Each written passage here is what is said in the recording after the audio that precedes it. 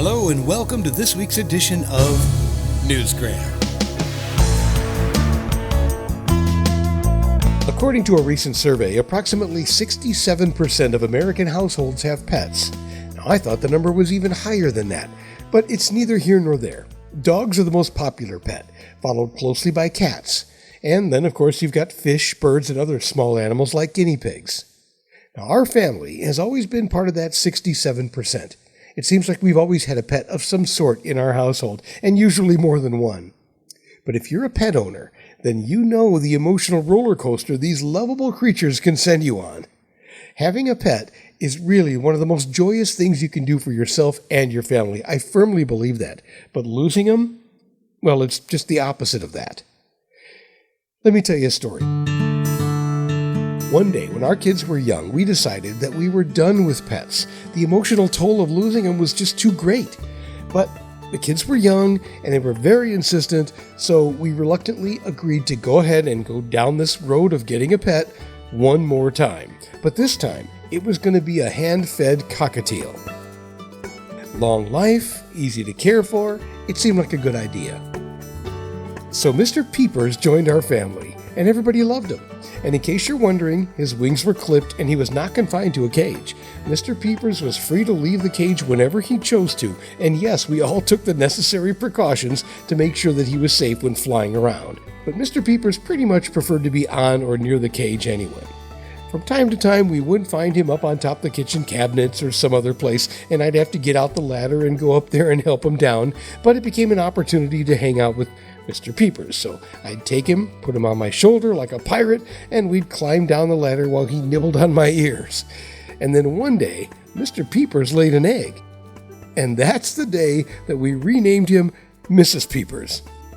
Everybody loved holding Mrs. Peepers, especially my grandkids. And that's how long she was in our family.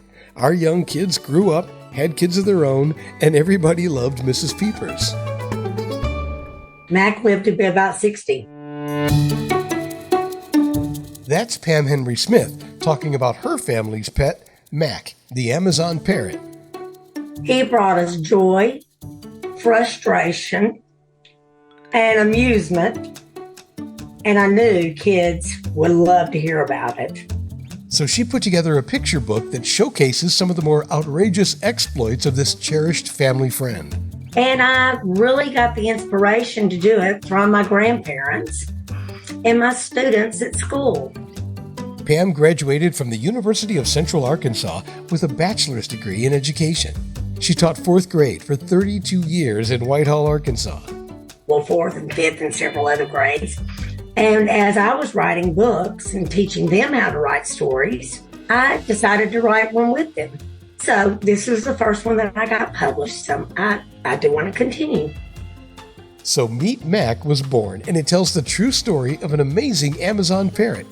This breed, when given the right amount of love, care, and interaction, can form a deep and lasting bond with certain individuals. And in her house, that certain individual was Grammy. But, Mack kept up with Grammy. It didn't matter what she was doing. Whether she was cooking, he would entertain her in the kitchen. If she was cleaning up, he was listening to what she was doing and watching over her. And I showed that in my book when she fell off the ladder one day. And Mack was in the other room. And he yells out, "Grammy, you okay, Grammy?" This bird truly loved Grammy. In case you're wondering, Grammy was fine. And it's just fascinating to me how intelligent species like parrots and cockatiels really are. They have an incredible emotional capacity. They recognize and respond to their favorite people, and they show affection in many different ways while seeking physical closeness. Their loyalty to those people that they trust is remarkable, and much like a child, they have no filter, which can be kind of embarrassing at times. I can remember one time we were sitting at the table and we had an aunt that came into town, and she was quite a character, and she never let anybody have time to talk. And all of a sudden, we were eating dessert, and everybody was quiet, and they were listening to Aunt Elsie. And then Mack yells out, "Oh, shut up." It told her to shut up, and we just about died. But she looked up and she said, I guess it's about time I shut my mouth when the bird tells you to shut up. That's part of their charm, isn't it? They just say whatever they feel like saying whenever they feel like saying it. My grandparents lived really close to a bus stop. The bus stop was on the corner. So Paula and I would always put the cage on the front screened-in porch. And, of course, nobody could see the bird. And everybody would walk down the street. Well, this one guy was walking down the street, and Mack always talked. And he would say, hey, boy. And that guy turned around. And, of course, Mack turned around and said, hey, boy. And the guy turned around again. He said, can't you talk, boy? And by the time Mack said that, the guy ran. I mean, he was scared to death because he didn't know who was talking to him. It was always something that Mack was doing all the time. And now I think it's time for you to meet Mack.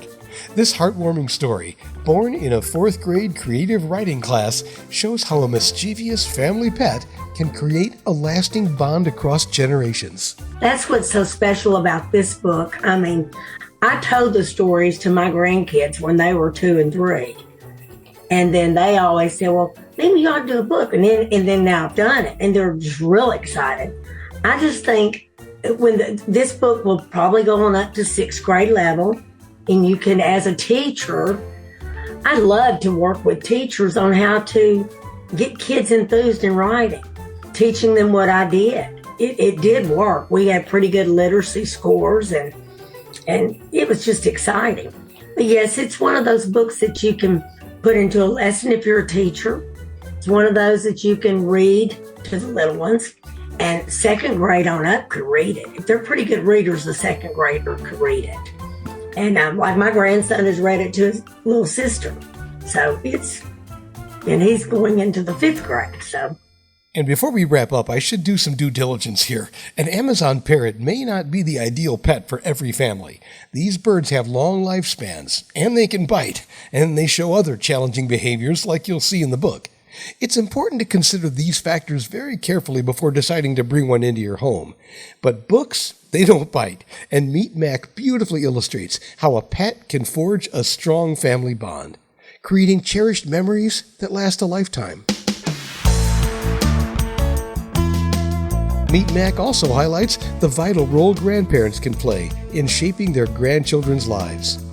As Mack brings together both laughter and challenges, he intertwines love and understanding that'll be treasured for years to come. This story goes beyond just a pet. It's about the power of family, connection, and the unspoken lessons we pass down through generations. And that will do it for this edition of Newsgram from webtalkradio.com.